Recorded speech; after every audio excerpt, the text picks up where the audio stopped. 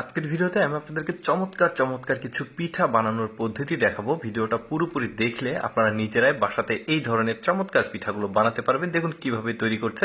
মাঝখানে যেটা দিয়েছে সম্ভবত একটা ড্রাই ফ্রুটস দিয়েছে, আপনারা চাইলে খেজুর দিতে পারেন। বেশ চমৎকার, দেখুন স্পুন ব্যবহার করেছে, চারিদিক দিয়ে নকশা করছে, কি দারুণ লাগছে। এরকম অনেকগুলো পিঠা বানানো দেখাবো আপনাদেরকে, আপনারা বাসায় চেষ্টা করলে কিন্তু বানাতে পারবেন। এই যে হয়ে গেছে, দেখুন কি চমৎকার লাগছে। তারপরে এই পিঠাটা দেখুন কিভাবে বানাচ্ছে, গোল গোল করে নিয়েছে।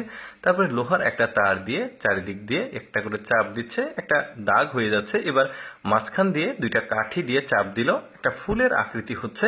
এবার একটু চাপ দিয়ে পাতার মতো করেছে, দেখুন এটা হয়ে গেছে। তারপরে দেখুন ভুট্টা ব্যবহার করেছে, গাটাকে গোল করে নিয়েছে, তারপরে ভুট্টা দিয়ে চাপ দিয়ে নকশাটা করে নিল। এবার পাটি যেভাবে বোনায় ঠিক ওইভাবে সেলাইয়ের মতো করে দেখুন এক প্রান্ত জোড়ে দিল, তারপরে অপর প্রান্তটা এভাবে বেলন দিয়ে চাপ দিয়ে এবার একটা চাকু ব্যবহার করেছে।